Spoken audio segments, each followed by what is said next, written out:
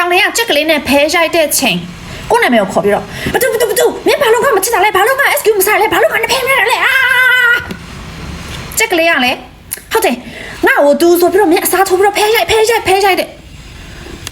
အဲ့ဒါကိုဘလို့ကြည့်ရလဲဗီဒီယိုဖန်ထားတယ်လေဒီနေ့ story share ရနော်မင်းသမီးရဲ့အချစ်ဆက်လန်3ပုတ်ရောင်ပါတယ်ဟမ်ချီထိုးမှာလားအဝတ်လျှော်မှာလားသမင်းချက်မှာလားသမင်းစားမှာလားဘာလုပ်မှာလဲစားလို့ရပြီကဲဒီနေ့အဲ့ဒါပြင်ပြရလား let's go ကိုမောင်လေးတယောက်ရှိတယ်မောင်နှမ2ယောက်ပေါ့ငယ်ကလေးကကိုအဖေနဲ့အမေတိတ်အစင်မပြေဘူးဆိုတာကိုသိရတယ်ဘာလို့လဲဆိုရင်ကိုကအိမ်မှာအကြီးဆုံးလေအဖေကိုလည်းချစ်တယ်အမေကိုလည်းချစ်ပါတယ်ဒါပေမဲ့သူတို့2ယောက်ကြားထဲမှာအစင်မပြေမှုရှိနေတယ်ဆိုတာကိုကအိမ်မှာအမလည်းလောက်ရတယ်သမီးအကြီးလည်းလောက်ရတယ်ဆိုတော့အဲ့လိုမျက်နှာလေးကိုနည်းနည်းပါကြည့်တတ်တယ်ပေါ့နော်အစင်မပြေဘူးဆိုတာကိုသိတယ်ကိုအဖေက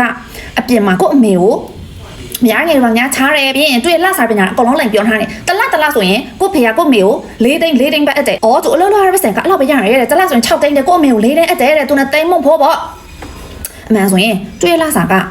12သိန်းလား13သိန်းလားမသိဘူးရတယ်ကျန်တဲ့ပတ်စံတွေကအပြင်ကနံပါတ်2ကိုအဖေကထောက်ပံ့နေရအစားပိုင်းမှာကိုအမေကမသိဘူးအဲ့ဒီ4သိန်းနဲ့ပဲပေါ့နော်ကိုတို့မောင်နှမ2ယောက်ရဲ့ကိုအမေရဲ့အားစရိတ်တွေအကုန်လုံးနဲ့ကုတ်ပြီးမှသူတုံးနေရပေါ့နောက်ပိုင်းမှာပဲကိုအဖေရဲ့တထေးနဲ့စကားပြောမိမှပဲကိုအဖေရဲ့လာစားကအဲ့လောက်တောင်များတာလားဆိုပြီးတရားရာဒီချင်ကနေစပြီးတော့ကိုအမေကလည်းစိတ်အဲ့လောက်ထိလုံခြုံမှုမရှိတော့ဘူးနော်ကိုအဖေရဲ့အကြောင်းကိုအနောက်ကနေလိုက်ပြီးတော့စုံစမ်းနေအဲ့လိုတက်သေးတွေသူလိုက်ရှာနေတော့တယ်အဲ့ဒီအချိန်မှာပဲကိုအဖေကတဲ့အခြားနေရာမှာပေါ့နော်အခြားမြို့မှာတွားပြီးတော့တာဝန်ကြရတော့မှာတဲ့ဒီချမ်းနဲ့စပြီးတော့ကိုဖေကအခြားမြို့တွားပြီးဆိုရင်အိမ်မှာကမတို့3ယောက်ပဲရှိတော့လေကိုရဲ့ကိုမောင်လေးရဲ့ပြီးရင်ကိုအမေရဲ့3ယောက်ပဲရှိတော့တယ်ဒီချမ်းနဲ့စပြီးတော့ကိုအမေကတဖေးဖေးနဲ့ပတ်စံရှာလာပြီပေါ့နော်ပတ်စံရှာလာပြီဆိုတော့ဘယ်လိုလဲဆိုရင်အရင်တော့ကိုအဖေပေးခဲ့တဲ့ပတ်စံတွေလေကိုအမေနည်းနည်းရှင်းစီစုထားတယ်အဲ့ဒါကိုပေါ့စီးပွားရေးတစ်ခုသူလောက်တာပေါ့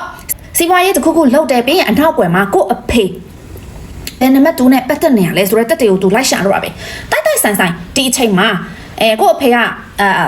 အခြားမျိုးမတွားခင်မလားသူကဖုန်းအစ်စ်လေးတစ်ခုလဲမှာတဲ့ကိုဖေကဖုန်းအစ်စ်လဲလိုက်တော့သူ့ရဲ့ဖုန်းအဟောင်းကိုတဲ့ကိုပေးသုံးတာဒါပေမဲ့လူကြီးဆိုတော့လေ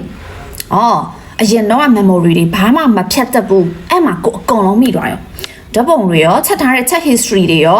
ငွေလွှဲတဲ့ချက်လန်ပါကိုအကုန်လုံးတွေ့သွားတယ်အဲ့ချိန်မှာကိုအမေကိုမပြောပြသေးဘူးနော်ကိုအဖေကဒီလိုပါလားဗောနော်တရားကြတော့အဲ့ဒီနံပါတ်2ကကိုဖုန်းဆက်တယ်နဲ့သူကကောင်းမွန်တော့စကားပြောပါတယ်တမီးရဲ့တဲ့နင့်အဖေရောတဲ့သူ့ကိုဆက်သွယ်လို့မရဘူးဖြစ်နေတာတဲ့ကိုနဲ့အရန်ခင်တယ်လို့ဘာလို့ပေါ့နော်ကိုကလည်းအဲ့ဟောတယ်ပေါ့အဲ့ချိန်မှာကိုအမေကကိုဘေးမှာရှိတယ်ကိုအမေကလည်းဘေးကနေနားထောင်ကြည့်မယ်ပေါ့ကိုအမေကလည်းမသိတယ်လို့ဟန်ဆောင်လိုက်တယ်ပေါ့အမှန်ဆိုရင်အဲ့ဒါကနံပါတ်2ဆိုတာကိုအမေသိတယ်ကိုအမေကလည်းမသိတယ်လို့ဟန်ဆောင်လိုက်တယ်ညီမလေးကျမယောက်ျားရှာနေရလားသူအခုအလုပ်ရှုပ်နေမှာပါဘာညာပေါ့နော်မြောက်လုံးစကားပြောလိုက်တယ်ပေါ့နော်သူတို့နဲ့စကားပြောတဲ့ချိန်အတန်လေးကိုဖမ်းထားတယ်ဖုန်းချလိုက်တော့ကိုအမေချက်ချင်းမဲ့တော့သူတိုင်းထားတဲ့တက်တွေကိုယူထုတ်တယ်ကိုရှိမှတယ်ဒီမှာအရင်တော့လေနှစ်အဖေကလေအပြင်မှာနံပါတ်2ရှိရပေါ့နော်အဲ့နံပါတ်2ရဲ့အတန်အရင်တော့ကိုအမေဖမ်းထားတာရှိရပေါ့နော်အဲ့ဒီနံပါတ်2ကဘာတူလဲဆိုတာကိုအမေကမသိဘူးနာမည်မသိဘူးပေါ့ဒါပေမဲ့ဓပုံရောကိုအမေရှိမှရှိရဖမ်းထားတဲ့အတန်ဖိုင်ရောရှိရပေါ့နော်သူရှိမှတက်တချို့တလေတော့သူရှိမှစုထားတာရှိရဖုန်းချလိုက်တော့ကိုအမေကချက်ချင်းပဲအရင်တော့လေအတန်ဖိုင်အမေဖမ်းတာရှိရတိုက်ကြည့်မယ်တယောက်တည်းဟုတ်လားပေါ့နော်တိုက်ကြည့်လိုက်တော့တယောက်တည်းပဲအဲ့ဆိုရင်တေးချပြီလေလိုက်ရှာပြီလေအဲ့ဒီနံပါတ်2ကဘာတူလဲပေါ့နော်ရုံးမှာသွားပြီးတော့မှအဲ့ချိန်မှာဆိုရင် SIM ကပ်ပညာဆိုရင်မပုံတင်ပညာလောက်ရမှာမလားဒီဖုန်းနံပါတ်ကဘာတူလဲပေါ့နော်သူ့လမ်းကြောင်းနဲ့တူပေါ့နော်သွားမေးကြည့်တာပေါ့နော်သိပြီပြီးရင်ကိုမေကကိုဖေနဲ့ဟုတ်ပြီပေါ့နော်ကွာရှင်းမှရတော့မယ်ပေါ့ကိုမေကလည်းရှင်းနေပညာခေါ်ကွာရှင်းဖို့ပညာလှုပ်နေတယ်ကွာရှင်းဖို့လှုပ်နေတယ်ဆိုတော့ကိုမေကဘယ်လောက်ထိမှဟုတ်တယ်လေအရန်ဟိုထိရှမှာပေါ့ဟုတ်တယ်မလားအဲ့ဒီမိသားစုအတွက်ကိုအမေကအဲ့လောက်ထိပေးဆက်ခဲ့တဲ့ကလေး2ယောက်ကိုနဲ့ကိုမောင်လေးကိုအဲ့လောက်ထိစောင့်ရှောက်ခဲ့တဲ့ကိုအဖေကိုအဲ့လောက်ထိချစ်ခဲ့တဲ့ဒီလိုဖောက်ပြန်မှုနဲ့ကြုံရတယ်ဆိုတော့ကိုအမေကလည်းဘလို့မှခွင့်မလွတ်နိုင်ဘူးလေရှင်းနေကိုခေါ်ပြီးတော့ကိုအဖေနဲ့အဲ့ဒီနံပါတ်2ကိုတိရစ္ဆာန်ဥယျာဉ်ထက်ပို့မယ်ပေါ့နော်အဲ့လောက်ထိတောင်မှကိုအမေကကြံစီခဲ့တယ်ပေါ့နော်ဒါပေမဲ့နောက်ဆုံးဘလို့ဖြစ်သွားလဲဆိုရင်ကိုအဖေဘလို့ပဲပြောသူချစ်တယ်လေပြီးရင်ကိုနဲ့ကိုမောင်လေးကိုလည်းကြည့်ပြီးတော့အဖေကတလိษံဥယျာဉ်ထဲဝင်သွားမယ်ဆိုရင်ဘယ်လိုလုပ်မှာလဲပေါ့နော်နောက်ဆုံးကိုနဲ့ကိုမောင်လေးအတွက်ကိုနဲ့ကိုမောင်လေးကြောင့်မလို့ကိုအမေလက်လျှော့ခဲ့တယ်ဒီတိုင်းပဲတို့ညာကွာရှင်းခဲ့တယ်ကိုနဲ့ကိုမောင်လေးကကျတော့ကိုအဖေနဲ့ပဲကြံခဲ့တယ်အဲ့ဒီအချိန်မှာပဲကိုအရန်ကိုစိတ်ဒုက္ခရခဲ့တယ်ပေါ့နော်စိတ်ကြံရခဲ့တယ်ဘယ်လိုဖြစ်တာလဲဆိုရင်ခင်ဗျားတို့စဉ်းစားကြည့်လိုက်အဲ့ချိန်မှာကိုက9တန်းလောက်တက်နေတဲ့အချိန်အခုမှလူလောကပေါ့နော်ပတ်ဝန်းကျင်ပညာတွေနည်းနည်းပါစတိတဲ့အရွယ်ကွာ စောစိတ်တွေပညာတွေလည်းရှိတော့ရှိနေတယ်ဒါပေမဲ့လူကြီးရဲ့အပိုင်းကိုလည်းတဖြည်းဖြည်းနဲ့နားလည်လာတဲ့အရွယ်တဖြည်းဖြည်းနဲ့တိတလို့လို့မတိတလို့လို့ဖြစ်နေတဲ့အရွယ်ဆိုတော့လေစိတ်ဒုက္ခစိတ်ကြံရတွေရဖို့ကအရန်လွယ်တဲ့အရွယ်လည်းဖြစ်နေတယ်ဆိုတော့ဟေးဘယ်ငါဖေမေရလေအထောင်ခွဲရပြီတို့เนี่ยအထောင်ခွဲရလေငါကြောင့်လားမသိဘူးဆိုတော့ကိုအမြဲတမ်းအဲ့လိုတွေးနေပေါ့နော်အဲ့လိုအတွေးမျိုးဝင်လာတယ်တဖြည်းဖြည်းနဲ့ဆိုရင်စကားလည်းတက်မပြောချင်တော့ဘူးအပြင်လည်းတက်မသွားချင်တော့ဘူးတကယ်ချင်းလည်းနဲလာတယ်ဒီလိုပဲလေရှစ်တန်းရောက်တဲ့အချိန်ဒီနေ့ရဲ့ပထမဦးဆုံးမြင်တာသူ့ကိုအချစ်ဦးလို့ပဲခေါ်လိုက်မယ်သူကကြတော့ကိုယ့်အိမ်နီးနားချင်းကအကိုကြီးတရားပေါ့အဲ့ဒီအကိုရတော့ဘယ်လိုလဲဆိုရင်ကိုထက်ရှစ်နှစ်တောင်ကြီးရဲ့ကိုထက်ရှစ်နှစ်တောင်ကြီးရဲ့အဲ့ချိန်မှာရှစ်တန်းတက်နေရဲဆိုပေမဲ့ FB ပညာတွေတုံးလို့ရတယ်လေစဝဲပညာတွေတုံးလို့ရတယ်ဆိုတော့အဲ့ဒီအကိုကြီးနဲ့စကားပြောမိသွားရောတဖြည်းဖြည်းနဲ့ပဲလေ line ပေါ်မှာ easily ဖြစ်ရင်လည်းဒီတိုင်းပဲတွဲမိသွားတာပေါ့တွဲလာတာ4လကျော်5လလောက်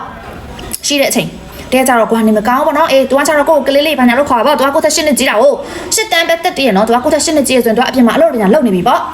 ့နေမကောင်းဘာညာဘောနော်အဲ့ရက်မှာတော့သူနဲ့စကားပြောတည်းရနော်သူကလည်းကိုယ်တေချာမေးတယ်နေရတယ်ကလေးလေးဘောနော်ကလေးလေးရတဲ့အိမ်မှာပဲနားမှာလားဘောနော်ဘာညာဘောနော်ဟုတ်တယ်ဘောနော်ဒီနေ့ကျောင်းလည်းမသွားဖြစ်ဘူးဘောနော်အိမ်မှာပဲနားမယ်ပေါ့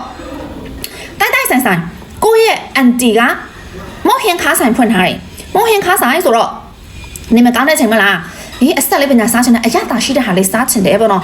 ်နေမကောင်းဘူးဆိုပေမဲ့လမ်းတော့ရှောက်နိုင်တယ်လေကိုအတော်အင်ကိုကလမ်းလျှောက်ပြီးမှတွားရောဆိုင်ဆိုပေမဲ့ကိုတကားဝင်သွားတဲ့ချိန်ကအဲ့ဒီအဲ့တယ်တွေထိုင်နေတဲ့တကားဝကနေဝင်စားမလို့လေအိမ်ထဲမှာဝင်တဲ့တကားဒီတန့်ရှိရလေကိုကဆိုင်ထဲဝင်သွားတော့ကောင်တာနားမှာကထိုင်နေပေါ့မုံဟင်ကားသူခက်နေပေါ့နော်ကောင်တာမှာထိုင်နေဆိုတော့ကိုအတော်အင်ဆိုတော့လေတချို့ပတ်စံလာရှင်းနေဆိုရင်လေကိုကပတ်စံပြန်အမ်းပေးအဲ့လိုမျိုးတွေလုတ်ပေးကြရတယ်ပေါ့အဲ့ဒီကိုရဲ့အချစ်ဦးကဒီဆိုင်ကကိုရဲ့အတော်ဆိုင်ဆိုတော့သူမသိသေးဘူးကောင်မလေးတရားနဲ့သူထိုင်နေကိုအဲ့တော့မမြင်ဘူးနော်သူကကိုကိုနောက်ကျော်ပေးထားတာကိုအဲ့ဒီကောင်မလေးနဲ့သူထိုင်နေအဲ့ဒီကောင်မလေးကသူ့ရဲ့အရင်တော့သူ like ခဲ့တဲ့ကောင်မလေးတယောက်ပဲသူတို့ညကအမမောဟင်ခါစားနေကိုကလည်းမသိဘူးကိုကလည်းအမမောဟင်ခါစားနေကောင်တော်ရဲ့နောက်မှာခဏနေကြတော့အဲ့ဒီအချစ်ဦးရဲ့အတန်ကပေါ်လာပြီဟယ်လိုညီမလေးတဲ့ဒီမှာရှင်းမယ်နော်တဲ့ဟာဒီအတန်ကငါကြားဘူးတူလို့ပဲအကောင်ရဲ့အတန်မဟုတ်လားဆိုတော့ကိုကလည်းကောင်သားနေဒီလိုခိုးကြည့်တာပေါ့ဟုတ်တာပဲကိုအချစ်ဦးကဘယ်မှာကောင်မလေးတယောက်နဲ့မောဟင်ခါလာစားနေပါလားဗောနော်ကိုအရန်စိတ်တုံနေပြီဖျားလည်းဖျားနေသေးတယ်ခဏနေကြတော့သူတို့ညောက်ကပတ်စံရှင်းပြီဆိုရင်ဆိုင်ရှင်းထွက်တိုင်းမလားကိုကတော့ဖုန်းဆက်တယ်ဘာလို့ညာလဲဆိုတော့အပြင်ရောက်နေရဒီမှာအလုပ်ရှောင်တယ်လို့ဘာညာပေါ့နော်ဘာမှပြောမနေနဲ့တော့လို့ဟဲ့ကောင်လို့အနောက်လက်ကြီးလို့အဲ့ကောင်ကလည်းဒီမှာဘာလဲပေါ့နော်ဘာငါအနောက်လက်ကြီးတော့ထုံးအောင်မြင်နေလားပေါ့နော်ဘာလို့ပေါ့နည်းနည်းကြောင်နေပေါ့နော်ဘာမှဒီကြီးဟိုကြီးကြောင်တောင်လုံနေနဲ့နင်းအနောက်ကိုလက်ကြီးလိုက်စမ်းလို့အဲ့ချိန်မှပဲတော့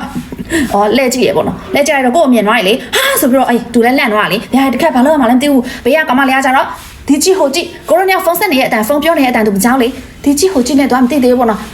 ဒီကြီးဟိုကြီးကြည့်ပြီးကမ်းရှိဘူးတဲ့သွားမယ်လေဆိုပြီးတော့ကိုကောင်လေးကိုသွားအဲ့လိုလက်ကိုသွားအဲ့လိုလက်မောင်းကိုသွားအဲ့လိုသွားဖက်လိုက်တာကိုကောင်လေးကကြတော့ဖုန်းပြောနေမလားဒီလိုရှောင်နေပေါ့အဲ့ဒီကောင်မလေးကကြတော့မသိဘူးလေကိုကောင်လေးကိုသွားမယ်လေတဲ့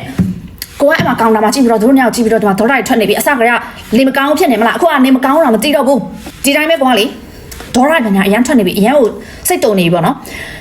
ဖုန်းချပြီးတော့အဲ့ဒီကောင်မလေးကိုအိမ်လိုက်ပို့လိုက်တယ်တိတ်ကြောင်9မိနစ်လောက်ပဲကိုဖုန်းပြန်ဆက်လိုက်တယ်ကိုဖုန်းကင်စိတ်တုံနေပြီလေဟုတ်တယ်မလာ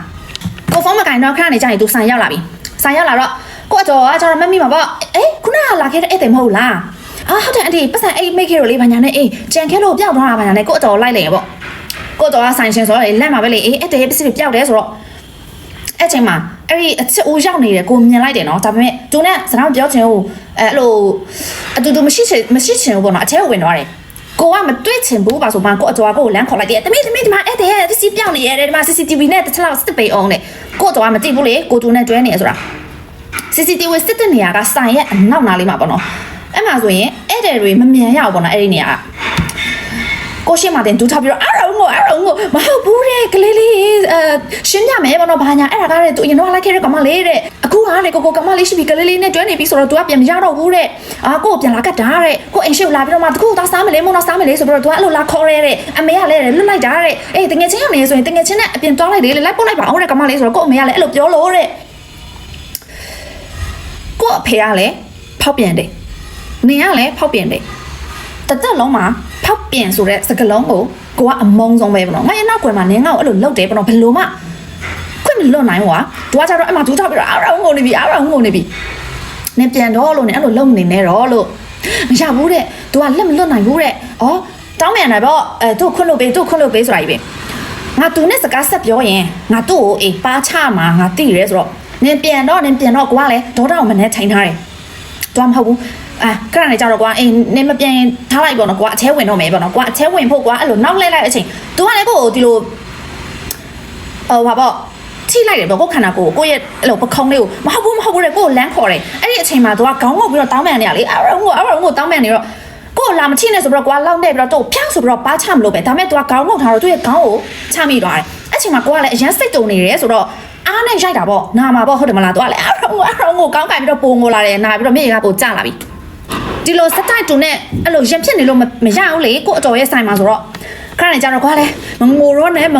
နဲ့လို့နေရလို့အခုငါတော်နဲ့ပြောလိုက်လို့နင်ပစ္စည်းမပြောက်ဘူးလို့နင်နဲ့အတူလာတဲ့ကောင်မလေးကတူပါသွားတယ်ဆိုတော့ပြောလိုက်လို့အစင်မပြေဘူးကွာငါအတော်ရဲ့အိမ်မှာအဲ့လိုရင်ဖြစ်နေရဲဆိုတာ तू ကလည်းဟုတ်ပြီပြောလိုက်တယ်ခဏနေကြတော့အေး तू ပြန်သွားရမလားအဲ့လိုပြောပြီးတော့ तू ပြန်သွားပြီကိုအသေးဖုန်းဆက်တနေရာမှာချင်းတွေ့မယ်ပေါ့နော်ကိုနဲ့ရှင်းပြမယ်ဆိုတာကြီးပဲဟုတ်ပြီပေါ့နော်ရှင်းပြမယ်ပေါ့နော်ရတယ်လို့ငါလာခဲ့မယ်ပေါ့နော်အေးတက်ပင်အောက်မှာ तू ကချင်းတွေ့လိုက်တယ်အဲ့မှာလေကိုကဘလောက်ကြည့်တော့မှဟာပေါ့နော်တတိစိတ်လေးရှိရတယ်ဆိုရင်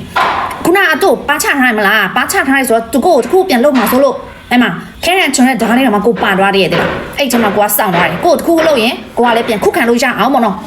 तू နဲ့တကယ်ပြတ်ဖို့ရည်ရွယ်ထားပြီဘလို့မှခွင့်လို့မနိုင်ဘူးကွာ तू ဘလို့ပဲတောင်းမယ်အဲ့ဒါကနေမလုပ်တင်တဲ့အရာလေးဟုတ်တယ်မလားအဲ့မှာရောက်ရင်လေဒီတိုင်းပါပဲချစ်သူရံဖြစ်တယ်ဆိုရင်ရှင်းပြရဲခုနပြောတဲ့ဟာတွေပဲပြန်ပြောပြီးအော်ရောအေးအိုနေပြီ20ကကြော်နေပြီ30လောက်ကရှိတော့မယ်ငိုနေမြေကကြသူ့ကိုကြည့်ပြီးတော့ကိုကလည်းငိုချင်လာတယ်ပေါ့နော်သူငါ့ကိုအဲ့လိုလှုပ်ရတာလားပေါ့နော်အဲ့ဒါတွေးပြီးတာတခုရပြီးရင်ခုနကလည်းအေးသူ့ရဲ့ခေါင်းကိုရိုက်မိသွားတယ်အဲ့ဒါကိုမလှုပ်တင်ပါဘူးပေါ့နော်အဲ့ဒါတွေတွေးပြီးတော့လည်းကိုဝမ်းနေတယ်ကိုကလည်းငိုပြန်ပြီးအော်ရောနေအောင်တယောက်ကြည့်ပြီးတော့အော်ခဏကြတော့မပြန်တော့မဲပေါ့နော်နင်ထားလိုက်တော့ပေါ့နော်နင်ကိုကိုဒီလိုလှုပ်ရင်လည်းဘာမှမထူးဘူးပေါ့နော်ကိုပြန်တော့မဲဆိုတော့သူကကိုကိုပါချဖျက်သူ့ရဲ့ခေါင်းလည်းသူရိုက်ကိုကသူ့ရဲ့ခေါင်းကိုရိုက်ချင်တယ်ဆိုရင်အေးတူတောင်ကိုရိုက်စားမလို့ပေါ့နော်သူကဘာကိုရိုက်မဲပေါ့နော်သူ့ရဲ့အတိတ်ပဲကဖနင်အဲ့လိုလုံနေနေတော့လို့ဘာမှမထူးဘူးအဲ့ဒီကိစ္စကငါလက်ခံလို့မရဘူးကွာဒီလိုပဲပြောပြီးတော့ကိုကပြန်သွားတယ်ကိုပြန်သွားတဲ့အချိန်တော့မှကိုအဲ့လိုအဝေးကနေသူ့ကြည့်လိုက်တယ်အမှတယောက်ထိတ်ကြိုက်နေတော့အယူလိုပဲတိလားမသိရင်အိမ်ပြန်ရောက်တော့ကိုကအိပ်ပျော်ရတယ်ကိုနိုးလာတော့မိုးချုပ်တော့မယ်ကွာ9နာရီခွဲ6နာရီလောက်ရှိနေပြီဖုန်းခေါ်ဝင်ထားတယ်ကိုတငယ်ချင်းပြောဆက်ထားတယ်သူရောဆက်ထားတယ်ဖုန်းခေါ်က30လောက်ရှိတယ်ဒီမှာတဲ့အချစ်ဦးကလည်းဒီမှာအတင်ငိုနေရတဲ့ငိုလို့မရက်ဘူးဖြစ်နေရတဲ့ဘာဖြစ်ပေါ့နော်တငယ်ချင်းထားတယ်ဖုန်းဆက်ပြီးတော့မှလာပြောဟာအဲ့ဒီကောင်ဘာလုပ်ချင်တာလဲပေါ့နော်အဲ့လိုမဖြစ်ချင်ဘူးဆိုရင်နဲ့အစကတည်းကမလုံနဲ့လေဟုတ်တယ်မလားလုံပြီးမှပဲအခုကအေးငါ့ကိုမဆုံးရှုံးနိုင်တယ်လို့ဘာလို့နဲ့ပေါ့နော်ကိုအိမ်ရှိရကြတော့အဲ့လိုနေရာလွတ်လေးရှိရပေါ့နော်မြေအလွတ်လေးပေါ့နော်အိမ်မစားရတဲ့မြေလေးပေါ့နော်အဲ့မှာမြက်ခင်းတွေပဲရှိရကိုအိမ်ပေါ်ကနေလမ်းကြည့်လိုက်တော့အဲ့ဒီအချစ်ဦးကအဲ့ဒီမြက်ပေါ်မှာထိုင်ပြီးတော့မှသူ့ရဲ့ပါးတွေသူ့ရဲ့ခေါင်းတွေကကြောင်ရောင်နေပြီပါးတွေဆိုหนีရဲနေပဲသူကိုပါကိုပါချထားလေအဲ့မှာအော်နေတော့ခွင့်လို့ပါတယ်အဲ့လိုအော်နေဒီမှာလို့အဖေတဲ့နေရာလေးအဲ့တော့ငါဖေသိရင်သွားပါပြီလို့ကိုကလည်းအောက်ပြန်ဆင်းပြီးတော့သူ့ကိုသွားပြောနင်အဲ့လိုမလုပ်တော့နဲ့လို့နင်ပြန်လိုက်စမ်းပါလို့သူ့အိမ်နဲ့ကိုအိမ်ကနီးနီးလေးပဲလေပြန်လိုက်စမ်းပါလို့ခဏနေငါအဖေတွေ့ရင်ငါတို့ညလုံးအကာတာသွားတော့မယ်လို့သူ့တေချာချော့နင်ကိုခွင့်လွှတ်လိုက်မယ်နင်ပြန်လိုက်အဲ့လိုတေချာချော့မှပဲနောက်ဆုံးသူကိုပေါ့ပြန်သွားတယ်တော်ရေးလို့နော်အဲ့မှာမြေအလွတ်ဆိုပေမဲ့အဲ့လိုအိမ်ဆောင်တဲ့လူမြေဆောင်တဲ့လူရှိရလေတော်ရေးလို့သူတို့ကကိုဖေကိုတောင်းမတိုင်ဘူးကိုဖေကလည်းသူတို့နဲ့ခင်တယ်လေအင်းနာချင်းဆိုတော့ဒီလိုပဲသူနဲ့ဆက်တွဲတယ်ဒါပေမဲ့နောက်ပိုင်းလဲတီးတဲ့အတိုင်းပဲဖောက်ပြန်ဖူးတဲ့အဲ့လိုဆက်ဆံရေးဆိုတော့လေဘလို့မှအရင်လိုမဖြစ်နိုင်တော့ဘူးကွာကိုကအေးသူနဲ့တွဲနေပေမဲ့အဲ့လိုအပြင်မှာဒိုက်တာတော့ဘာလို့တော့မရှိဘူးအဲ့လို line ပေါ်မှာပဲစကားပြောတယ်ပြီးရင်အပြင်မှာတွဲရင်အဲ့လိုမုတ်စားတယ်အဲ့လိုပဲရှိတယ်အပြင်မှာဒိတ်တယ်အဲ့လိုဖက်တာနန်းတာအဲ့လိုမျိုးမရှိဘူးတိလားဒါပေမဲ့အစင်မပြေဘူးလေအဲ့ဒီဆက်ဆံရေးကကွဲဖူးပြီဆိုတော့တစ္ဆာဖောက်ဖူးပြီဆိုတော့ဘလို့မှအစင်မပြေဘူးဆိုတော့နောက်ပိုင်းသူနဲ့လည်းဒီလိုပဲပြတ်သွားတယ်မကြောက်ဘူးပေါ့နော်ကိုရမ်းပြန်တက်နေတဲ့အချိန်ဖဲရိုက်မင်းသားအစားထိုးတဲ့မင်းသားချက်ကလေးကိုနဲ့လာပြီးတော့အစားထိုးတဲ့မင်းသားနဲ့တွေ့ပြီကိုအစားထိုးကကိုတက်တဲ့နဲ့ကြည့်တူနဲ့ဘယ်လိုတက်ဖြစ်သွားလဲဆိုရင်အမအချစ်ဦးနဲ့လည်းအဲ့လိုဖောက်ပြန်တဲ့ကိစ္စခံရတယ်ပြီးရင်ကိုမိသားစုကလည်းကိုဖေမရကွဲရပြီဆိုရင်အဲ့လောက်ထိအဆင်မပြေဘူးကွာကိုရဲ့စိတ်တန်ရာကအခုချိန်ထိမပြေရဘူးပေါ့နော်အများအားအဲ့လို line ပေါ်မှာမိသားစုကိစ္စနဲ့ပတ်သက်ပြီးတော့မှကွာအများအားတင်တယ်ဖောက်ပြန်တဲ့ကိစ္စနဲ့ပတ်သက်ပြီးတော့အများအားတင်တယ်ပေါ့နော်ကိုစားချောကတတိထားမိရောတကြောင်သေးဆိုပြီးတော့အထားလေအကောင်ချင်းအထားလေကိုနဲ့စကားလာပြောပြီးဟေးဘာဖြစ်တာလဲတဲ့ပေါ့နော်မပြောလားပေါ့နော်ဘာဖြစ်တာလဲပေါ့နော်လူဆိုရင်ဖြစ်တတ်ပါလေဘာညာနဲ့ကိုနဲ့စကားလာပြောတော့ပဲဒီတိုင်းပဲစကားပြောရင်နဲ့ပေါ့နော် easy clip ဖြစ်လာတော့သူကိုနဲ့ဖွင့်ပြောတယ်အဲ့တော့ဆိုရင်ခြေတာပေါ့ဟုတ်တယ်မလားမတွဲချင်ဘူးလေအပြင်းဖြေလို့သူနဲ့ စကားပြောမိသွားတယ်ကွာအဲ့လိုဆိုတော့သူဖွင့်ပြောပြတဲ့နောက်ပိုင်းသူ့စကားမပြောတော့ကွာသူ့စာမပြန်တော့ဘူးကျောင်းမှာတွေ့ရင်လည်းသူ့စကားအဲ့လိုမရီပြတော့ကွာအရင်တော့ဆိုရင်ကျောင်းမှာတွေ့ရင်စကားပြောရင်ပြောဖြစ်မယ်ရင်ရီပြမယ်သူနဲ့ပို့ဝေးလာတယ်ဆိုတော့သူမခံနိုင်တော့တည့်ရကြတော့လာတောင်းမယ်နဲ့ကျောင်းမှာတော့ကိုရင်လာတောင်းမယ်နဲ့အဲ့တော့ငိုပါငိုပြစ်တယ်နော်သူမားပါပြီတဲ့သူအဲ့လိုမပြောချင်ဘူးပေါ့နော်အရင်လိုမျိုးပဲစကားပြန်ပြောရအောင်တဲ့အရင်လိုပဲသူနဲ့တကယ်ချင်းတော့လောက်စကားပြောနေသူကျင်နေပါပြီတဲ့ကိုနဲ့လာတောင်းမယ်အော်ဒီလူကငါ့ပေါ်တကယ်ကိုချစ်ပါလားပေါ့နော်ငါ့ကိုအရန်ကိုစိတ်ရှည်တယ်ပေါ့နော်အဲ့ဒီကိုအစားထိုးကဒီလိုပဲစကားပြောရင်နဲ့တွဲဖြစ်သွားတယ်အဲ့တော့ဆိုရင်ကိုတစ်ခုစဉ်းစားဘယ်လိုလဲဆိုရင်အပြင်းပြေဖို့သူနဲ့တွဲမယ်ပေါ့နော်သူ့တကယ်ချစ်တယ်ဆိုရဲစိတ်လေးဘယ်တော့မှမပေါ်ဘူးကွာသူနဲ့အများနဲ့24 hour ဖုန်းပြောချင်တယ်အကြောင်းမှဆိုရင်လည်းသူနဲ့အများနဲ့တွေ့ချင်တယ်သူနဲ့ပြင်မှာတိတ်ချင်တယ်တွေ့လက်လေးကင်ချင်တယ်ဒီလိုစိတ်မျိုးကိုဘယ်တော့မှမဝင်ဘူးတကယ်သူ့တွဲတာလေတကယ်အပြင်းပြေဖို့သူနဲ့တွဲတာအဖေပေးလိုက်မယ်ပေါ့နော်သူနဲ့တွဲတယ်နေ့ရက်3ရက်လောက်ဆိုရင်သူနဲ့ပြတ်လိုက်မယ်ပေါ့နော်ဒီလိုပဲသူနဲ့တွဲလာတယ်ကွာနေ့ရက်3ရက်လောက်တော့ပြောတယ်ဒါပေမဲ့မပြတ်လိုက်ဘူးပေါ့နော်အပြင်းပြေဖို့ဆိုပြီးတော့စကားပြောဖို့လေးရအောင်ဆိုပြီးတော့သူနဲ့အဲ့လိုစတိုက်တွဲလာတယ်နှစ်ပတ်လောက်ရှိတဲ့အချိန်မှာသူကိုလက်ဆောင်လေးပေးရပေါ့နော်တဲလေးတဲ့ချစ်လေးတဲ့ဟိုလေးတဲ့လက်ပတ်လေးတစ်ခုလေးတဲ့လက်ဆောင်ပေးခိုင်းထားတယ်နော်တဲ့ဘသူကိုတဲ့တကယ်ချင်းတယောက်ကိုပေါ့နော်လာပေးခိုင်းထားတယ်နော်တဲ့ကိုကလည်းသူ့အရန်ချေလေအဲ့တော့နင်ကတကယ်ချစ်တယ်ဆိုရင်နင်ကိုယ်တိုင်လာပေးလေဘာလို့တကယ်ချင်းလာပေးခိုင်းတာလဲပေါ့နော်ကိုအရန်ချေတယ်ပေါ့နော်ကိုလာခဲ့မယ်နော်တဲ့သူကကိုယ်တိုင်လာတယ်အဲ့တော့ဆိုရင်အဲ့လိုကြောင်းစင်းတဲ့အချိန်ပေါ့နော်သမင်းစားကြောင်းစင်းတဲ့အချိန်အခန်းထဲမှာလူနဲနေတဲ့အချိန်ပေါ့နော်ကိုလက်လေးပညာတွေယူပြီးတော့မှသူကအဲ့လိုလက်ပတ်လေးပတ်ပေးတယ်ပေါ့နော်အဲ့တော့ဆိုရင်သူကပြုံးစစ်နေပေါ့နော်ဒီလူကငါ့ကိုအရန်စိတ်ရှည်ပါလားပေါ့နော်ဒီလိုပဲသူ့ကိုပို့ပြီးတော့အချိန်ပေးကြည့်မယ်ပေါ့နော်ဒီရှင်ကနေစားပြီးတော့သူ့နည်းနည်းတော့ကြည်နူးလာတော့သူနဲ့အဲ့လိုနေရတာအဲ့လိုခံစားရတော့ကြည်နူးချက်လေးရှိပါလားပေါ့နော်သူနဲ့ဆက်တွဲတယ်ဆက်တွဲလာတော့ရှောက်သူနဲ့လည်းအပြင်မှာတစ်ခါမှလည်းမချိန်တွေ့ဘူးအဲ့လို data တို့ဘာလို့ဆိုလဲကိုမတွန်းဘူးပါတွဲလာတာတောက်ရှောက်နှစ်ဝက်ရှိတဲ့အချိန်တော့6လရှိတဲ့အချိန်လုံးဝ officer ချမတွဲတယ်သူ့ဘယ်လောက်ချမ်းချရလဲဆိုရင်တို့ပြောတယ်ငါတို့နဲ့တွဲနေရတော့အပြင်လူငါတငယ်ချင်းကြားတငယ်ချင်းတွေတည်ရင်အပြက်ပဲလို့အဲ့လောက်ထိတော့ကိုစိုးခဲ့တယ်နော်သူ့အပေါ်ဆိုရင်ကိုကတကယ်မကောင်းတဲ့လူတယောက်ပါပဲသူများငါတို့နဲ့တွဲနေတာတည်ပြီဆိုရင်အပြက်ပဲအဲ့လိုပြောထားတယ်သူဘယ်လောက်ထိတော့မှအဲ့လိုမွန်းချက်မှလည်းမသိဘူးသူကတော့ကိုတကယ်ချက်ပါတယ်အရန်ကိုအချိန်ပေးရကြည်နူးတယ်အရန်ချစ်တဲ့ချက်မှပါတယ်စိတ်လည်းရှည်တယ်ပေါ့နော်အဲ့လိုမျိုးပေါ့နော်သူကကိုပေါ့ကောင်းလို့ကိုကသူ့ကိုအကုန်လုံးအနိုင်ကျင့်တယ်ပေါ့နော်အဲ့လိုပြောမှာပေါ့ကိုရအောင်ပြီးသွားပြီအဲ့ချိန်ထိသူနဲ့အဲ့လို officer ချမတွေ့တယ်ဘူး6လ9လလောက်ပေါ့နော်နေ့ဝက်လောက်ချိန်ထိကို officer လုံးဝမချတွေ့တယ်ဘူးအဲ့မှာနွေရာဒီကျောင်းပေးဘာညာနဲ့ပြီးရင်10တန်းပြန်တက်နေပြီ10တန်းပြန်တက်တဲ့အချိန်ကကြတော့တငယ်ချင်းတွေကတော်တော်များများတည်နေပြီသူနဲ့တွဲနေဆိုတာအဲ့ချိန်မှာနွေရာဒီကျောင်းပေးမှာဆိုရင်လည်းအဲ့လိုအပြင်မှာသွားချင်းတွေ့တယ်ဘာညာမရှိဘူးနော်သူကကြတော့ခေါ်ပါတယ်ကိုမသွားချင်ဘူးသူ့ကိုလေတကယ်အချိန်လည်းမပေးချင်ဘူးချစ်တဲ့စိတ်မျိုးလည်းမရှိဘူးပေါ့နော်သူ့အတွက်ဆိုရင်အရန်ဟိုပေါ့နော်အရန်ခြေတဲ့ကောင်မလေးတယောက်ပေါ့နော်သူကကိုပေါ့ဆိုရင်နေရမယ်ချစ်လေးရေတဲလေးရေမုံလေးသွားစားမယ်လေဒီဟာလေးဝယ်ထားပေးတော့မညာဆိုရင်ဟုတ်ပြီမုံလေးသွားစားမယ်ဆိုရင်သွားချင်ဖို့ပါညာနဲ့အများတန်းပေါ့နော်သူ့ကိုအဲ့လိုခြေတယ်ပေါ့နော်တဖြည်းဖြည်းနဲ့ဆိုရင်သူကလည်းစိတ်ကြံရခဲ့တာနေမှာပေါ့သူတွဲနေတဲ့ကောင်မလေးကသူ့ကိုမချစ်ဘူးသူလည်းအဲ့လိုမျိုးခံစားရနေမှာပေါ့သူနဲ့အဲ့လိုကြောင်းချင်းတူရဲဆိုတော့အများတန်းသမင်းစားကြောင်းဆင်းချိန်မညာဆိုရင်သမင်းအတူတူစားကြတယ်သူ့ရဲ့ jite ထဲမှာသမင်း jite ထဲမှာဘာဟဲ့တွေပါလဲကိုလည်းအများတန်းမြင်တွေ့နေရတယ်မလားတရားကြတော့သမင်းကြိုက်ချင်မှာဒီနေ့ဘာဟဲစားရလဲဘာလို့ကိုကြည့်လိုက်တဲ့အချိန် तू အဲ့လိုကိုကြည့်နေနေ तू ဖွင့်လိုက်တယ်ကွာစာတဆောင်လေးပါလာတယ်မောင်လေးရေသမင်းကောင်းကောင်းစားတော့အချိန်မှန်စားတော့ဘာညာမလို့အဲ့လိုရေးထားတဲ့စာပေါ့နော်အဲ့ဒါတူလဲဆိုတော့နေ့တိုင်းသူ့သမင်းကြိုက်ပို့ပေးနေတဲ့အမကြီးတယောက်ရေးထားတာအမကြီးကသူ့ကိုလိုက်နေထားတယ်သူ့ကိုချစ်နေထားတယ်အမကြီးကကျတော့ចောင်းပြီးသွားပြီចောင်းတက်တော့ဘူးဒါပေမဲ့သူ့ကိုမောင်လေးဆိုပြီးတော့မှသူ့ကိုကြိုက်နေတယ်သမင်းကြိုက်လေးပညာရေးနေ့တိုင်းထည့်ပေးတယ်တဲ့သူနေ့ကကြတော့တဲ့အမလိုမျိုးပဲဆက်ဆံတာပါတဲ့တကယ်ချင်းလိုပဲမောင်နှမလိုပဲနေရတဲ့အမေဆိုရင်တို့เนี่ย easy လေးဖြစ်နေတာအဲ့တော့ကဆိုရင်ကိုယ့်ရဲ့စိတ်ထဲမှာဘယ်လိုဖြစ်နေရလဲဆိုရင်ဒီကိစ္စကိုတေချာလေးလဲတောင်းဆောင်စမ်းချင်ဘူးသူ့ကိုလည်းအဲ့လောက်ထိရုံမဆိုင်ဘူးတစ်ချက်ရဲ့မဆောင်စမ်းချင်တာတစ်ချက်ရဲ့ပြီးရင်နောက်တစ်ချက်ကကြတော့သူကိုပေါ့တစ္ဆာဖောက်မယ်လို့ကိုမထင်ထားဘူးအဲ့ဒါတစ်ချက်ပေါ့နော်အဲ့ဒါယုံကြည်လိုက်တယ်ဒီကိစ္စကဒီတိုင်းပဲပြီးသွားတယ်နောက်ပိုင်းသူနဲ့ကွဲရမှကိုသိရတယ်အဲ့အမကြီးနဲ့သူနဲ့ကဂျားထဲမှာလည်းမရိုးသားဘူးပေါ့နော်တဲကြတော့ကိုတငယ်ချင်းကကိုဗီဒီယိုလေးတစ်ခုပို့လာပြီယောက်ျားလေးတငယ်ချင်းအမတော့မဟုတ်ဘူးတဲ့ဒီကိစ္စကတဲ့တငယ်ချင်းနဲ့နင်တိတက်နေကိုထင်လို့တဲ့အဲ့ဒါကိုရဲ့ယောက်ျားလေးတငယ်ချင်းလုံးဝတငယ်ချင်းအဲ့လိုအရင်ပေါ့နော်တငယ်ချင်းအနေနဲ့ပဲထားရယောက်ျားလေးတငယ်ချင်းဗီဒီယိုလေးတစ်ခုပို့လာပြီဖွင့်ကြည့်လိုက်တော့မဲရှိမှာဖဲရိုက်နေတဲ့ဗီဒီယိုကြီးပါလားပေါ့နော်အစားမျက်နှာမပါသေးဘူးကိုကြည့်လိုက်တဲ့အချိန်ဒီဟာကကိုကောင်လေးကိုအစားထိုးဆိုပြီးတော့ကိုမချင်သေးဘူးကွာကိုတေချာကြည့်ပါပဲအဲ့ဒီဖုန်းကာဗာကြီးကကိုလက်ဆောင်ပေးထားတဲ့ဖုန်းကာဗာကြီးပါလားတေချာတော့ပြီမျက်နှာမမြင်လဲအဲ့ဒါကကိုအစားထိုးပဲ အဲ့ဒီ video ကအစပိုင်းမှာပဲကြည့်လိုက်တယ်နော်အဲ့ဒီကိုအစားထိုးဆိုတာတေချာရပြီစကွန်ရှော့ရပြီးတော့ကိုအစားထိုးပို့ပေးလိုက်တယ်နင်ဘာလို့ငါအဲ့လိုလုပ်ရတာလဲဒီမှာကြည့်နင်တို့နှစ်ယောက်ရဲ့ဒီမှာ video ကအမှပေါက်နေပြီနော်ကျောင်းမှာငါတကယ်ချင်ငါ့ကိုပို့လာပေးတယ်ဆိုတော့တောင်းမယ်တော့အားတော့ကိုမဟုတ်ဘူးတဲ့သူကိုရတဲ့ချစ်ကိုရအရင်ကိုတန်ဖိုးထားလုံးလို့ကောနော်အဲ့လိုမလောက်ရက်ဘူးကောနော်ဟုတ်တယ်သူနဲ့ကျွမ်းလာတော့ဒီချိန်ကြီးဆိုရင်တနစ်ရှိနေပြီလေဟုတ်တယ်မလားကိုရန်ကလေးအခု10ရအောင်ရှိနေပြီဆိုတော့တနစ်ရှိနေပြီတခါမှဒီလိုဖဲရှိုက်တဲ့ကိစ္စနဲ့ပတ်သက်ပြီးတော့မှ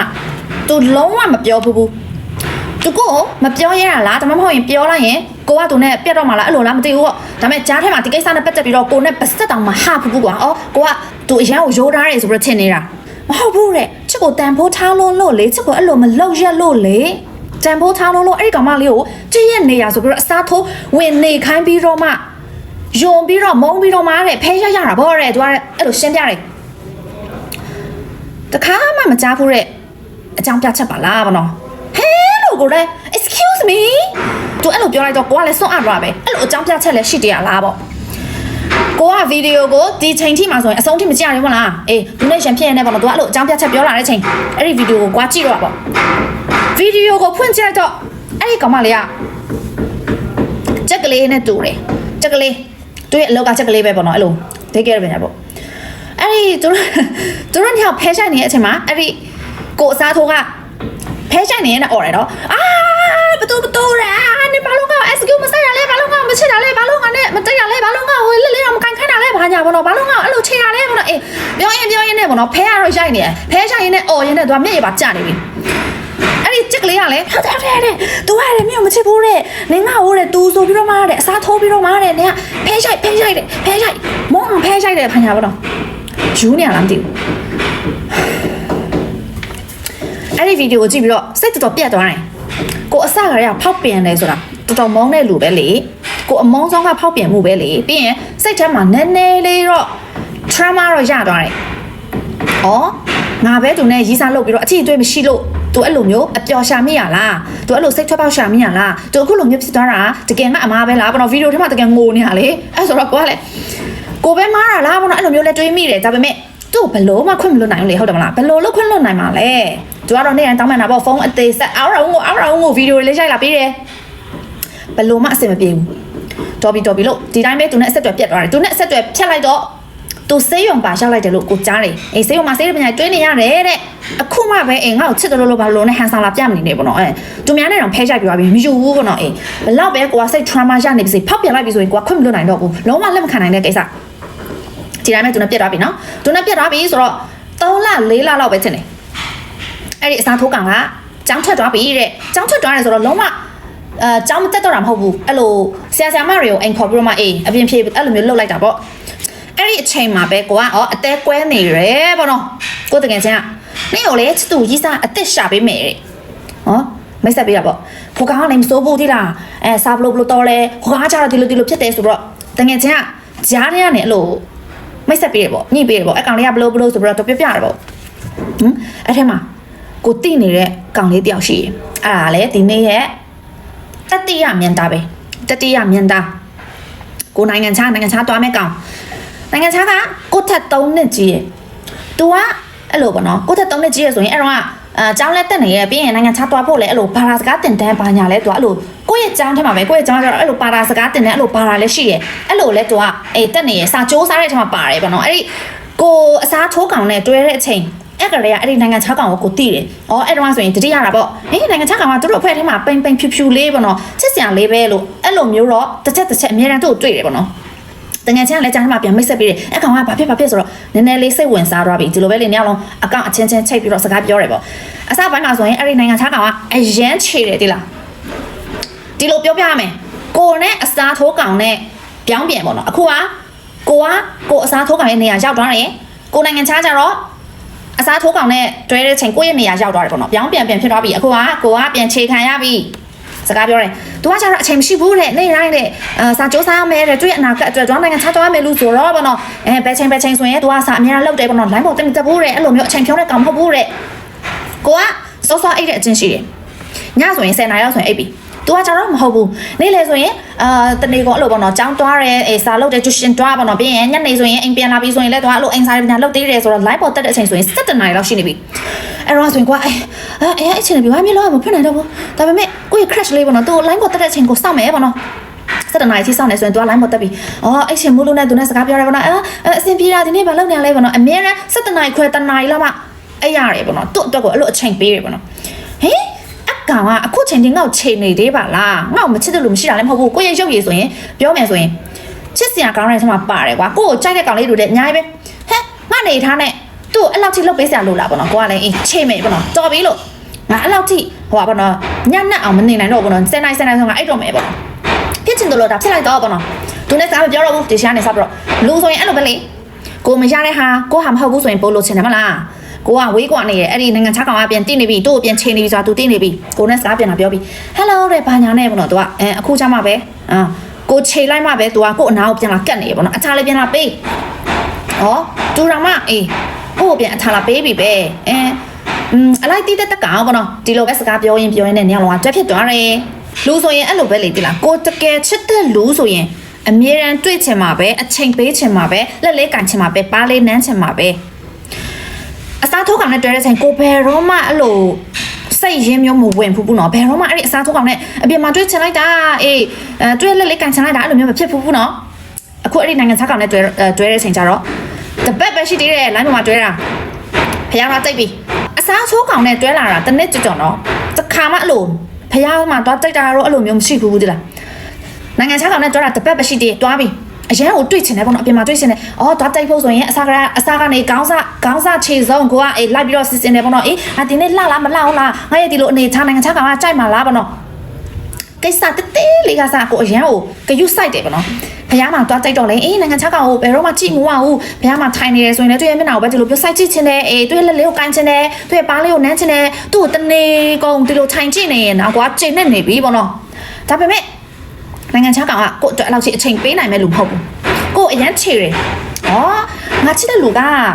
तू ကငါ့ကိုမချစ်တာမဟုတ်ပါဘူးငါ့ကိုလည်းချစ်ပါတယ် तू ကသူ့ရဲ့အနာဂတ်ကိုပို့ပြီးတော့အလေးထားတာပါခဏလေးတိတ်ပြင်သွားတယ်ငါပြန်တော့မယ်တဲ့အစားသားလောက်ရမှာတယ်ဘာညာနဲ့သူ့ရဲ့အနာဂတ်ကို तू ကပို့ပြီးတော့အလေးထားတာနေမှာပေါ့နော်ငါဘေးကနေတွက်ကပ်ပြီးတော့မှနေရင်ကိုချိန်နဲ့ပြီးပေါ့နော်ဟုတ်တယ်နိုင်ငံခြားကောင်နဲ့ဒီလိုပဲဆက်တွဲလာတယ်နိုင်ငံခြားကောင်ကကိုဘယ်လောက်ထိချေတာလဲဆိုရင်နေရာလုံးတွဲနေပြီနော်တရက်ဆိုရင်လေစကားပြောတာတနာရီတော့မပြည့်ဘူးဒီလားစာပို့ဗီဒီယိုခေါ်အကုန်လုံးအပါဝင်နော်တနာရီတော့မပြည့်ဘူးကွာကိုအရန်ကိုချေတယ်အဲ့တော့ဆိုရင်ကိုလည်းစဉ်းစားတာပဲကိုအကြောင်းပြချက်ရှာပြတာပေါ့သူကသူ့အနာဂတ်ကိုအလေးထားလို့ပါကိုအရေးမယူတာမဟုတ်ပါဘူးဘာညာပေါ့နော်တခါလေကျတော့လေဝမ်းနေမိရယ်ပေါ့နော်စိတ်ထဲမှာသိမှာပေါ့သူကကိုအလောက်မချစ်ဘူးဆိုတာလက်မခံနိုင်လေသူ့အကြောင်းပြချက်အမျိုးမျိုးရှာတယ်ပေါ့နော်သူ့အတွက်ဒီလိုအချိန်မှာပဲအဲ့ဒီကိုအစားထိုးကောင်ကကိုရှိပြန်လာပြီကိုဇွတ်လာကမ်းမယ်အဲ့တော့ငိုကိုနဲ့ပြန်ကျွဲချင်တယ်ပေါ့နော်ဇွတ်လာကတ်တယ်ပေါ့နော် तू ကကြောင်းမတက်တော့မလားအပြင်မှာပဲ तू ကကျူရှင်ပညာတက်နေမလားကိုကအဲ့ဒီနိုင်ငံခြားကောင်နဲ့တွဲနေပြီတိသွားတဲ့နောက်ပိုင်းတော့ကြောင်းပြန်လာပြီလာကြည့်မယ်ပေါ့နော်အချိန်နေဘလို့လဲပေါ့နော်ကိုအတွက်နော်ကိုကြောင်းမလို့ तू ကကြောင်းပြန်လာတက်တယ်လို့ပြောရမှာပေါ့ဒီချိန်မှာဆိုရင်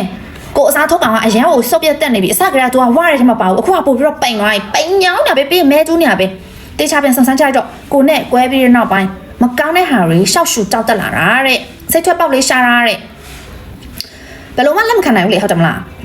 အခုကလည်းငါရှိမှာ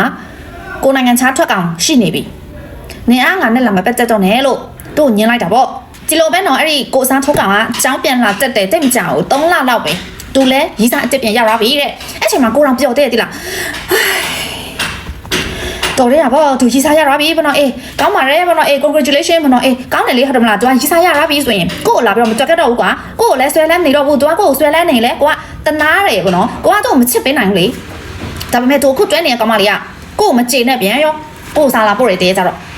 အကောင်လေးကလေတဲ့မြို့မမေ့နိုင်ဖြစ်နေရတယ်သူကမကျေနဲ့ဘောတော့တဘောကတက်တနာလာရှာတယ်အမှန်ဆိုရင်ကိုကဘယ်လိုလူမျိုးလဲဆိုရင်ကိုတခွန်းလာပြောရင်ကိုက10ခွန်းလောက်ပြန်ပြောမှပဲကျေနေတဲ့လူကဆက်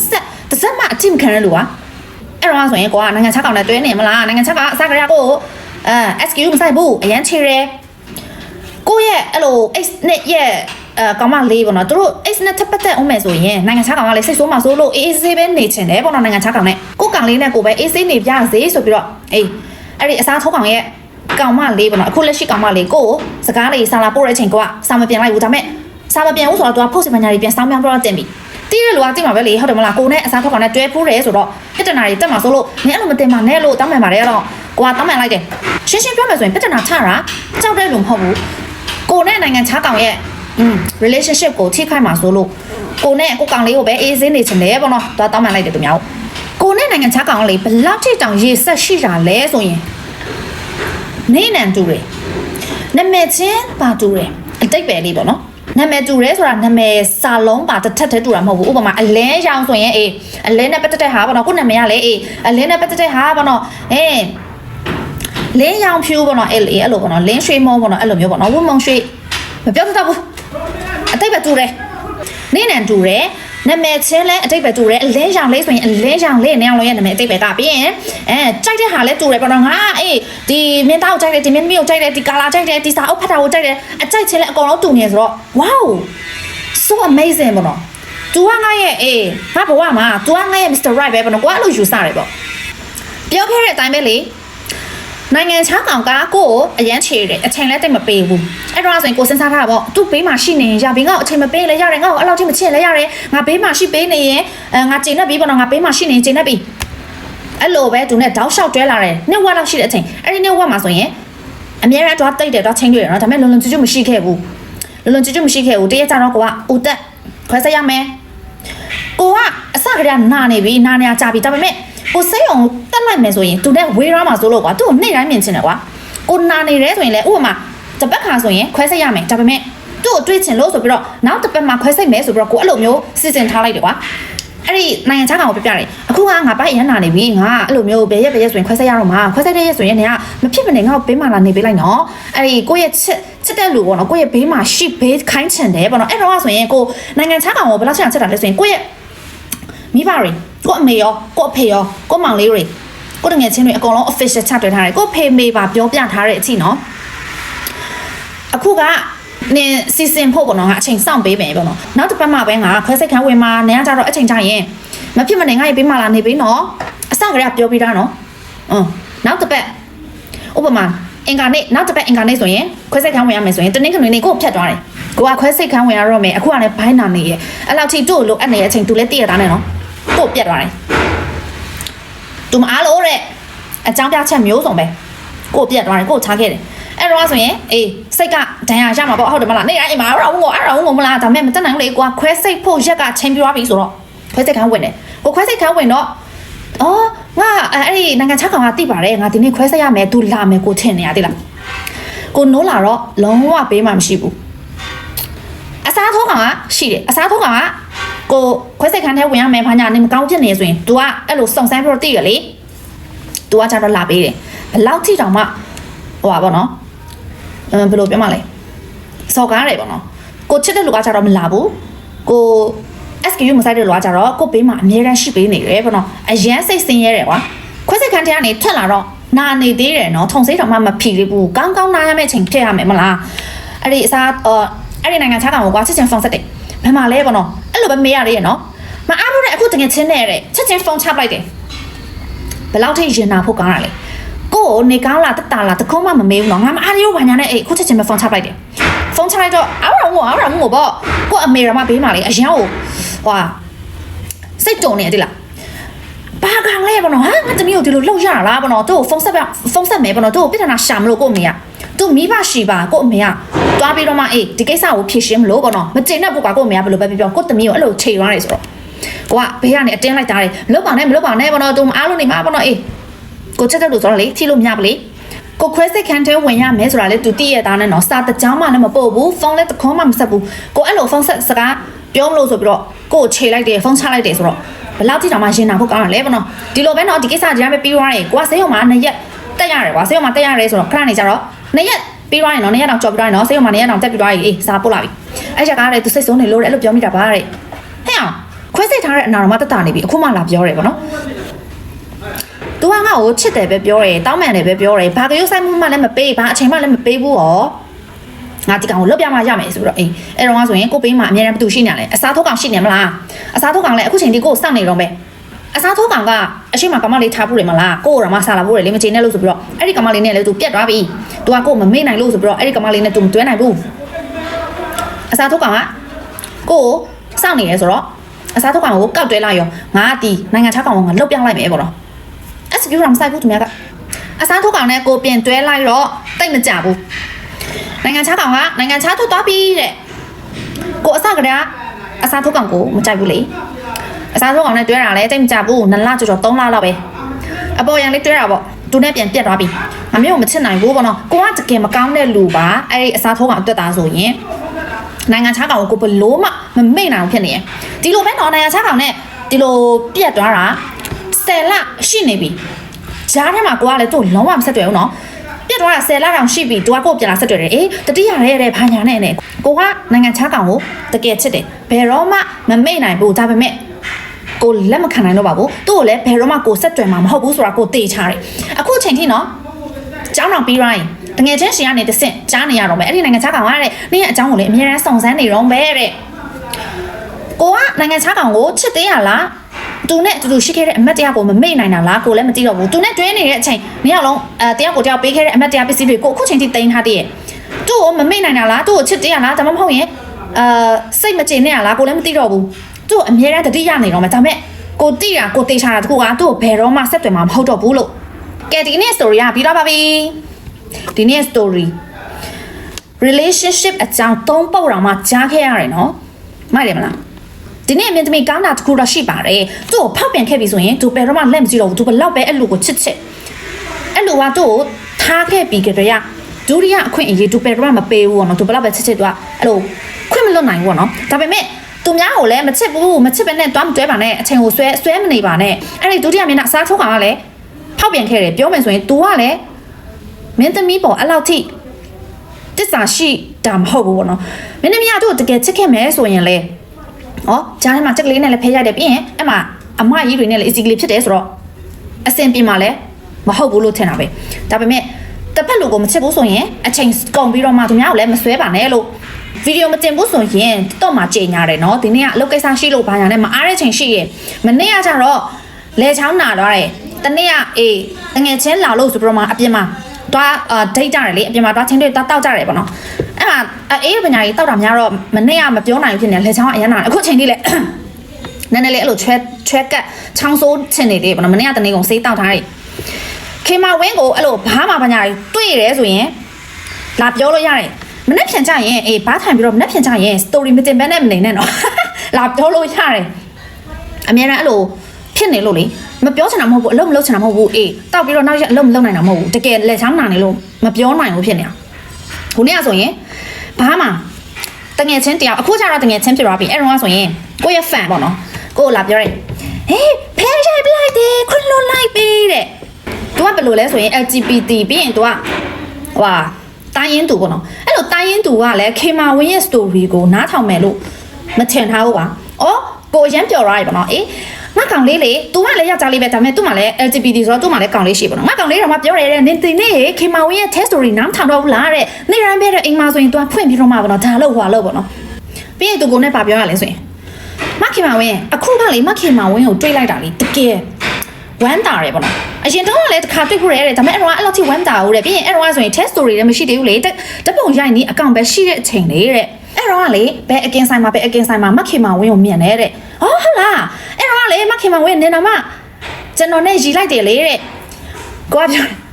တိပါဘူးလို့အပြင်မှာတွားရင်လို့ငါ့ကိုစိုက်ကြည့်နေလို့ညားလို့အကုန်လုံးရီပြတယ်လို့မမက်မိတော့ဘူးလို့တကယ်မက်မိတ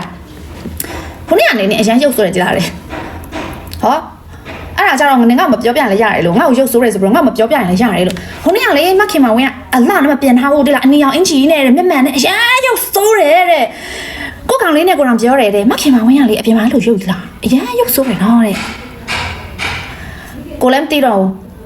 တခါလေကျရင်ဟုတ်တယ်အရန်ပြင်းလို့ဆိုပြီးတော့အလှမပြင်းမနဲ့အပြင်မှာသွားတဲ့ချိန်ရှိရထားပြီးတော့မှမျက်နှာလေးပဲတက်လိုက်တာနဲ့မျက်မှန်လေးနဲ့ဆိုရင်အပြင်မှာရှောက်သွားနေပြီအဲ့ဒါကိုအများနဲ့သူများ record ဖမ်းထားလားမသိဘူးဒီစကားကိုကြားပြီးတော့နောက်ပိုင်းခေမာဝင်းကလည်းအလှမပြင်းပဲနဲ့အပြင်မှာလည်းမသွားချင်တော့ဘူးအဲ့လိုတခါလေကျရင်ကွာ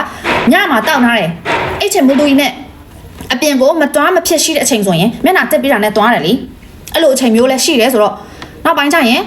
ငါအလှမပြင်းထားဘူးဆိုရင်ငါဘယ်တော့မှအပြင်မသွားတော့ဘူးလို့ပြီးရင်သွားလဲပြပြတယ်ပေါ့နော်အဲ့ဒီကောင်လေးကနင်ကလေးမှတ်ထားမှာလေးတဲ့မခင်မဝင်းနဲ့နင်ကဗီဒီယိုချက်ပြီးတော့မှ live မှာတင်တယ်လို့ဆိုတော့အမြဲတမ်းအပြင်သွားရင်လက်ပနေရမှာလေးတဲ့ ငါလည်းလာပချင်ပါတယ်လို့ဒါပေမဲ့တခါလေညချရင်တောက်ထားရမလားအဲ့ရင်တော့မဝသေးဘူး2 နာရီ3 နာရီမှအိတ်တယ်အဲ့ရင်တော့မဝသေးဘူးဆိုတော့အပြင်မသွားမဖြစ်ခဏလေးသွားရတယ်ပေါ့နော်ပြီးရင်အပြင်ချရင်လည်းအိတ်ချင်တယ်ကွာသူပြောတဲ့ဒီစကားကလည်းကိုနဲ့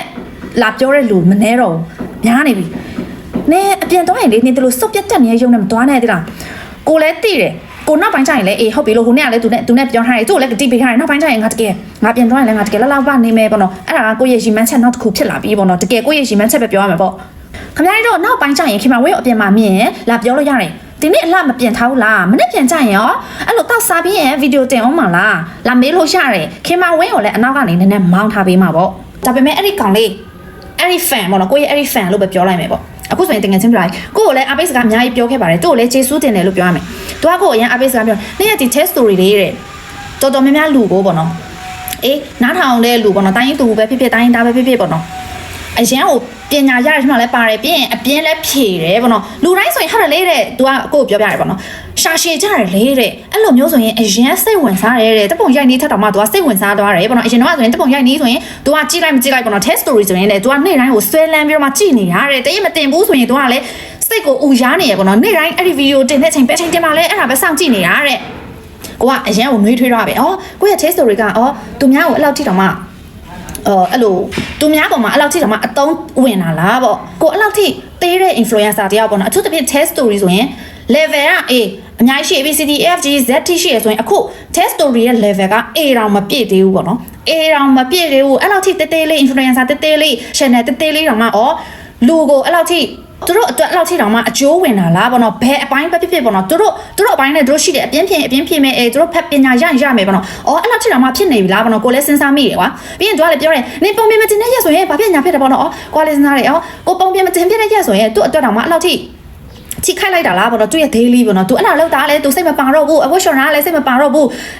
သူအမှတန့်ရှင်းလုပ်တယ်ရေချိုးတယ်ဆိုရင်လည်းသူကစိတ်မပါတော့ဘူးတခုလိုနေတယ်ပေါ့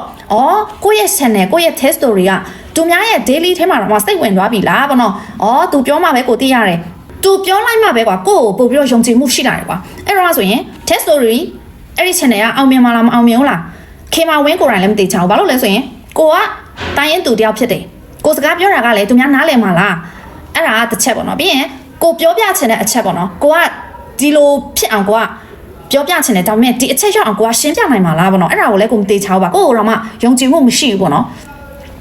အခုအဲ့လိုမျိုးယုံကြည်မှုရှိလာတဲ့ daily do update ဖြစ်အောင်လုပ်နိုင်တယ်ဆိုရင်လည်းအဲ့ဒီကောင်လေးရဲ့ဂျေဇူးလဲပါပါတယ်လို့ channel နဲ့ပတ်သက်တဲ့ဟာ video နဲ့ပတ်သက်တဲ့ဟာကျတော့ဂျေဇူးတင်တယ်